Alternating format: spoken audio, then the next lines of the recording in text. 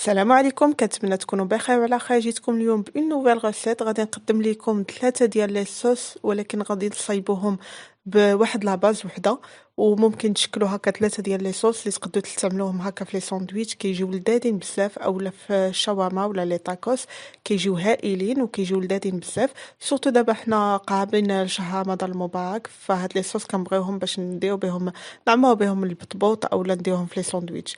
فقبل ما نبدا معكم لا غوسيت، الا كنتو اول مره كتشاهدوا اون فيديو ديالي ما تنساوش انكم تابوناو وتضغطوا على الجرس باش دائما توصلوا بالجديد.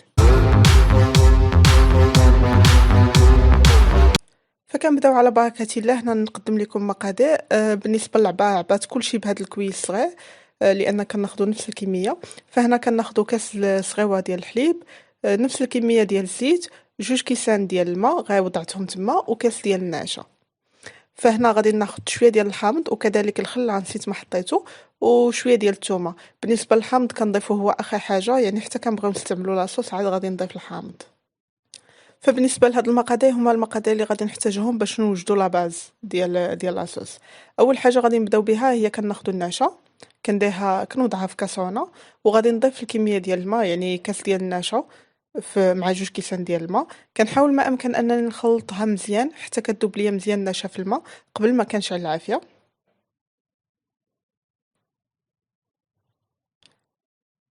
هنا اون فوا صافي كتذوب لي، ديك الساعات كنشعل عليها العافيه وكنبقى كنحاك، وانا في نفس الوقت كنخلط حتى كتماسك ليا ديك النعشه.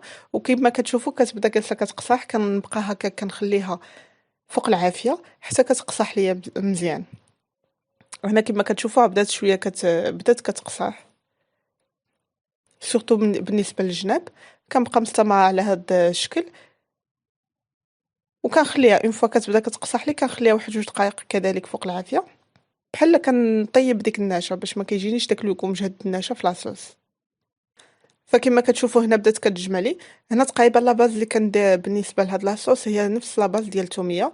اون فوا كتجمع لي كنخليها حتى كتبرد، كتجيني على هاد الشكل.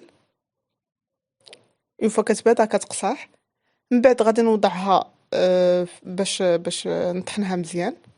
تقدروا تستعملوا هاد البلاندر، الهاند بلاندر، اولا تقدروا تستعملوا الخلاط الكهربائي عادي. فمن بعد غادي نضيف ليها الحليب، وكذلك غادي نضيف الثومه اللي ديجا كنت نقيتها، غادي نبسخها بهاد البصاخه ديال الثومه. الثومه لا لاحظتوا انا درت فقط واحد 2 دايصات، اصلا داك لوغو ديال الثومه كيجي مزيان. سورتو كيما قلت لكم ان هاد لاصوص كتقدروا توجدوا بها، ديروها هكا في شاورما اولا في لي تاكوس، كذلك توجدوا بهم لي ساندويتش كتجي لذيذه بزاف.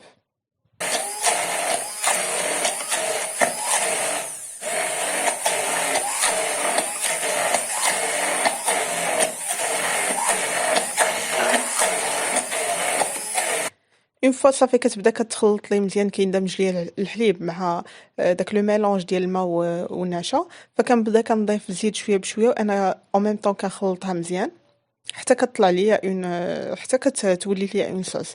بالنسبه للصوص كتجي شويه ثقيله، انا جو لا بريفير هكا كتجي ثقيله، لان فاش كدهنوها هكا مع الخبز من الاحسن تكون ثقيله ما تكونش خفيفه.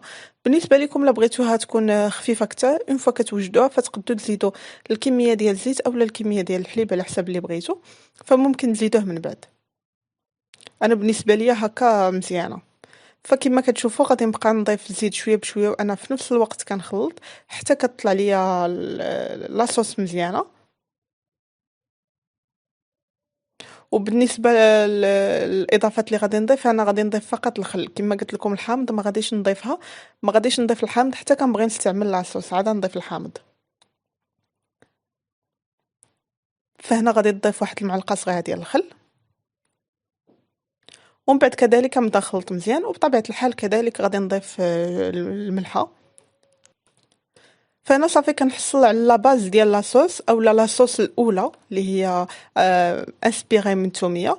دابا نبداو بلاصوص الثانيه. لاصوص الثانيه غادي ناخذ ديك لاصوص اللي وجدت البيضه، غادي نضيف عليها البازيليك وغادي نضيف عليها الغوكيت، وبطبيعه الحال غادي نضيف عليها عصير ديال الحامض. فهنا اول حاجه غادي ناخذ داك البازيليك اللي كنكون ديجا غسلته مزيان، كناخذ غير الوعيقات وكنبدا كنحاول ما امكن انني نقطعو هكا بالمقص باش ما كياخذليش وقيته طويله فاش نطحنو، وهكا كيتميلونجا ليا مزيان. حاولوا ما امكن البازيليك من الاحسن تقطعوه بالمقص ماشي بالموس، لان الا قطعتو هكا بالموس داك الماء ديالو كامل كيخايف ديك القطعه اللي كتقطعوا عليها. دونك من الاحسن باش يبقى داك لي زاغوم ديالو مزيانين، من الاحسن تقطعوهم هكا بالمقص. كذلك هنا غادي ناخذ واحد البوكي صغيور ديال الروكيت، ما خديتش بزاف لان اصلا غادي ناخذ شويه ديال لاصوص، لان هاد الكميه ديال لاصوص غادي نوجد بها 3 ديال لي صوص اخرين، يعني 2 ديال لي صوص اخرين اضافه الى هذه. فهنا كذلك كنبقى كذلك كنقطعها، ومن بعد غادي نضيف واحد 2 معالق ديال لاصوص الاولى اللي كيكون فيها لوغو ديال الثومه. واصلا لوغو ديال الثومه كيتواتى بزاف مع البازيليك والغوكيت. ديجا كنت قدمت لكم شحال هذه صوص بيستو ماشي صوص بيستو.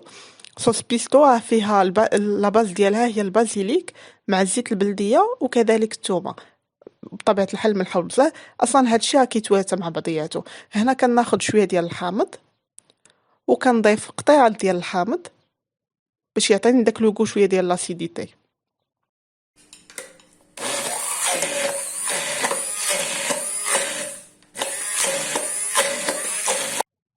هنا من بعد ما طحناها صافي وجدت لنا لاصوص الثانيه.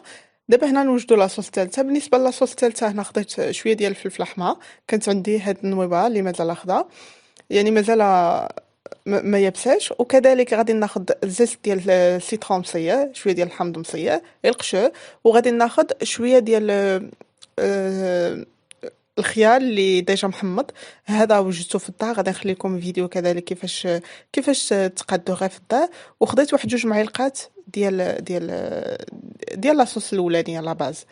هنا ديجا ضفت كل شيء كنطحنو، ما بانت لكمش في الاول، وكنحاول ما امكن انني نطحنو مزيان لانني ما حدي كنطحنو وديك الفلفله كتطلق لا كولور ديالها. وهاد لاصوص كنستعملها سورتو مع لي ساندويتش اللي كندير هكا فيهم الحوت. فمن بعد حطيت كل صوص حطيتها في واحد جبانيه. كما كتشوفوا هذيك الاولى البيضاء، الثانيه هي هذيك اللي فيها دات لها ورقه ديال الغوكيت، الثالثه دات لها شويه ديال لي طرونش ديال الحامض هي اللي جايه حمراء. هاد لي صوص كيجيو لذاذين بزاف بالنسبه لي ساندويتش. تقدروا كذلك تقدموهم حتى مع بطاطا، لا درتو بطاطا او لا بوتايتوس ولا مع لي فريت، كيجيو لذاذين بزاف. فكانت هذه هي لا غوسيت ديال اليوم، كنتمنى انها تكون نالت اعجابكم. نقول لكم بالصحه والراحه، نتلاقاو ان شاء الله في فيديو جديد.